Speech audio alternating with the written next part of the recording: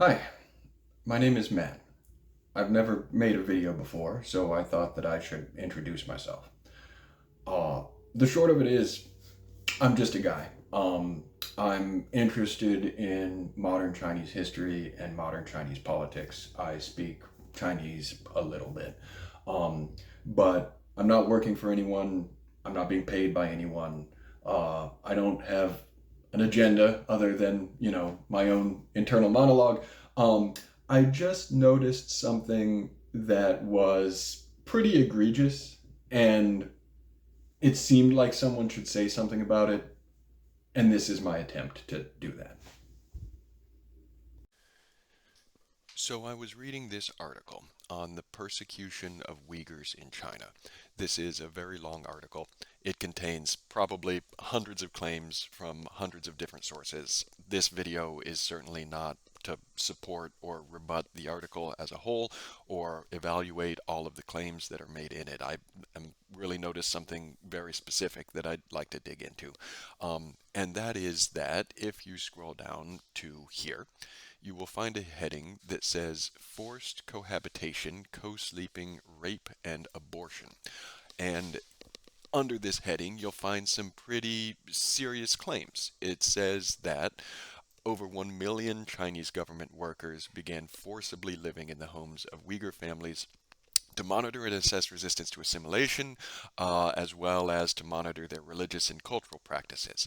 It has the name of the program, the Pair Up and Become Family program. So this is an official policy. It's sponsored by the government. It has a name. Presumably it has leadership and documentation and training manuals and things like that. And according to, again, these sources, the men in this program regularly sleep in the same beds as the wives of men detained in the region's internment camps. Okay. It says that this causes forced marriage and that this program is in fact a campaign of mass rape disguised as marriage. Um, let's see what the sources are. Okay, these are all going to be Western sources. We have CNN, AP News, CNN, Radio Free Asia, maybe a little bit more suspect. Radio Free Asia, again, citation needed, which is not a strong one, and Radio Free Asia. So again, all Western sources, every news source is going to have its own biases, but these are not crazy sources. These are things that we should be able to trust to at least have the basic facts right. So let's see what we can figure out. Luckily, we have the name of the program, and when we click on it, we will find its Chinese name, 结对认亲, which means pair up and recognize kinship or something like that. The translation of the name is perfectly fine. And your computer has this incredible power of being able to search for things in other languages. So let's see what we can learn about this program on the Chinese version of Wikipedia. I want to point something out. I'm looking this up on Wikipedia, not Chinese Wikipedia. This is Chinese Wikipedia. It's called Baidu. I could certainly look up the same thing on Baidu and see what the mainland Chinese reporting is on it, and we'll do a little bit of that in a second. But I'm not using a mainland Chinese source for what this program is. This is something that's maintained outside of China. Chinese internet users don't even have direct, easy access to Wikipedia. So this is not something that's like coming from the Chinese government in some nefarious way. So, although this is a Chinese language source, your computer has another incredible power, which is that we can click here and get an automatic translation into English. This is not perfect. In fact, this auto translation is going to cause a problem that we'll see in a few minutes, but it's pretty good. It can give you an idea of what's going on. And so we find that this program officially is a targeted assistance policy implemented by the People's Republic of China government. So this is social services. We use civil servants, military officers, the police. Who are we trying to help? Here we have left behind children, empty nest elderly, people with disabilities, and impoverished households. Just to clarify what a couple of these things are, left behind children means children whose parents have both moved to a city to work, and so they're left in a rural area by themselves, maybe cared for by an elderly relative. Empty nest elderly, that means old people who don't have family members. Disabled and impoverished is obvious. So this is social services for vulnerable populations. At least that's what it allegedly is. That's what it officially is. While we're here, I'll also point out that this Chinese language source does have a portion which is specifically about this program's implementation in Xinjiang. This text you can pause and read. It's not exactly laudatory, but it is far less extreme and far less salacious than what we saw on the other page. And if you go down and check the sources, you will find that there's a mixture of Chinese and Western sources. This is, let's see, from a Chinese source. This is Global Times, that's Chinese. This looks like a Chinese source, but then we also have things like the New York Times. So, mixture of sources. So now I know at least what this program purports to be. And if I want to know what I can about its implementation in Xinjiang, I am going to search for it again. But this time, and remember this is because this is a national program, I'm going to add Xinjiang. And I am going to click enter. And then I am going to click news.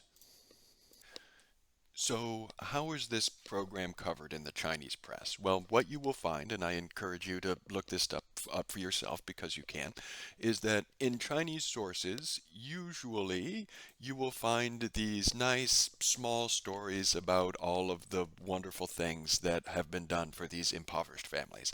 And so in this case, you will find that, let's see, soldiers brought us rice, noodles, oil, and other daily necessities to visit those in need, etc., etc., etc. They're all going to be basically the same. This is not a major program. This is not in the news all the time. This is social work for poor families. That's what the program is stated to be. Whether this is entirely true, whether this program has, upsides and downsides, how it should be interpreted, how it should be evaluated, that's for you to look into. That I'm not going to make a final judgment on that. But one thing stands out to me a lot, which is, where is the marriage? Forced marriage can't exist without marriages. Who is getting married? Are these people being sent to Xinjiang and then, you know, meeting someone and deciding to live there forever with her? Are they marrying and coming back to the eastern part of China? Where is the marriage? I figured out the answer, and it's unbelievably stupid. So this is one of these nice, small, local Chinese news stories that I found about this program.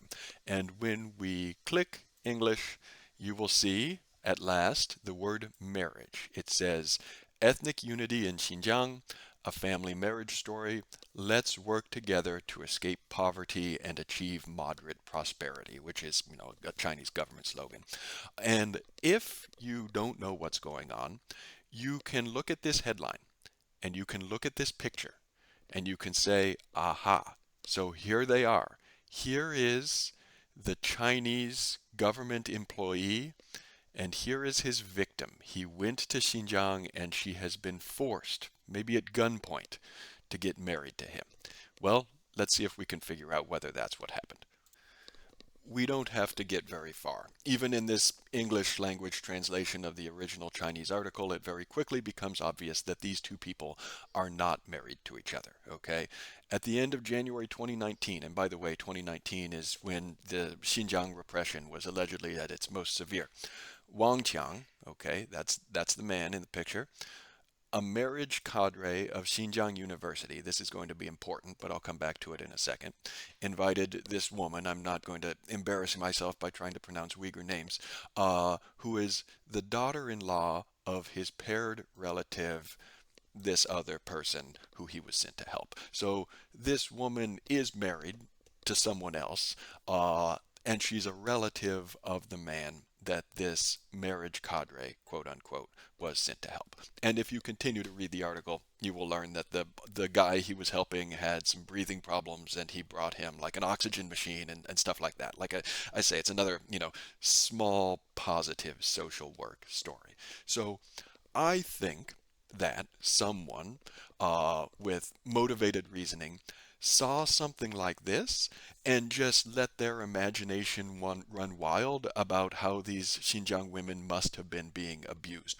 Or maybe it's worse. Maybe they just made it up and thought that they could put one over on Western audiences who don't understand the language. Let's talk about the language. A moment ago in English, we saw this guy called a marriage cadre, whatever that means. And indeed, in Chinese, we find that he is called 接亲干部. Okay, which that's what that means. What is a marriage cadre? Well, I'll pause and very quickly explain what a cadre is. A cadre is someone whose full-time employment is under the supervision of the Communist Party. In many cases, those are young or junior Communist Party members. They aren't always members of the Communist Party, but they work for the party. They go about doing good deeds. So social work is very common. So let's see if we can figure out what a marriage cadre is. The answer, as we will see in a moment, is that this is a metaphor. This is not about people really getting married to each other. Let's look at the news again and find something like this, okay? This is, once again, this is in Xinjiang, so this is a program that's very active there, or at least has been in the past. Once again, let me see what the English translation is. Okay, this is about epidemic prevention and controlling poverty. And what we will see very quickly is, okay, the second batch of 78 cadres from the Xinjiang Uyghur Autonomous Region's Department of Ecology and Environment, part of the second round of marriage agreements, there's that word marriage, reunited with their relatives in the vibrant spring air. Okay, so again, marriage is a metaphor. A marriage cadre is married to the family that he is helping. And you can find, the word appears all over the place. Let's look at this one. All right. And this is the state media.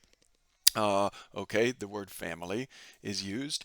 And the cadres who had established marriage alliances brought their relatives to Urumqi for a reunion. Okay, so here are the cadres, and here's a picture of back when they were helping their partnered families. Again, marriage is completely anodyne in this context. There is no forced marriage, there is no marriage at all. It's made up, it's fake news. I think a lot of people might look at this source, right? State-owned Assets Supervision and Administration Commission of the State Council. Okay, this is obviously an official Chinese government source and say, well, I'm not going to trust that. That's fine. I'm not telling you what to trust. I'm saying that the Western reporting was completely irresponsible and completely false. I want to address one other thing from the original Wikipedia article because it's something that happens very frequently.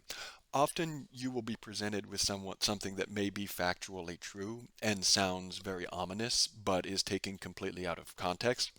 You remember how we learned that these men regularly sleep in the same beds as the wives of men detained, etc., like they're instructed to sleep in the same bed?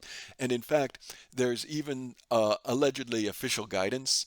Co-sleeping is acceptable provided that a distance of 1 meter is maintained between the women and the relative assigned to their home. That sounds ridiculous and again, menacing. Okay, well, what are we actually talking about here? If we try Xinjiang traditional bed and click on images, you will find a lot of pictures that look, something like this or something like this. This one is obvious. You can see this is a place where multiple people sleep. They each have their own little mat, or something like this. This is a big sleeping area. I guess this is in a yurt that everyone sleeps together, and that's the point. Uh, Many of these people remember that we're being sent to help impoverished families. They probably live in one room. Everyone sleeps in the same place. And so it's completely plausible to me that this guidance was given. Like, you all have to sleep in the same place. You shouldn't be snuggling up with these people. It's presented as if this is like an encouragement to commit rape because the people reading it don't understand the context or the real situation. So what can we learn from this? What's the takeaway? Something that some people might think is, well, why don't you just fix the Wikipedia article? Two reasons. One is that I have no interest in getting in an editing war with ideologically motivated Wikipedia nerds. The other is much more serious. Figuring out whether something that CNN said is true or not is not Wikipedia's job. That's CNN's job. And if we can't trust the very basic facts that are being presented by our media, then we're in a pretty bad place. I don't think that this is always happening, but I know that it is sometimes happening. And in this case, it was so severe that it seems like it was malicious. Whether that's on the part of a source, and then CNN was too stupid to do what I just did, or whether that's an editorial decision by CNN, it's impossible to know. And in this case, it was relatively easy to disprove. That's not always going to be the case. And so it makes it very difficult to know what to trust, particularly on highly ideological issues like Xinjiang. And, you know, in my heart, sometimes I feel critical of the Chinese government, for example, for being less forthcoming than it could be about its policies in Xinjiang or in various different areas. But what does transparency get you? If the Western media will send someone to your country and see a social worker cooking vegetables for a disabled person, and then go back to New York and write, "These are all rapists," in the newspaper, what does that tell you? I don't know. Sometimes you're just being lied to.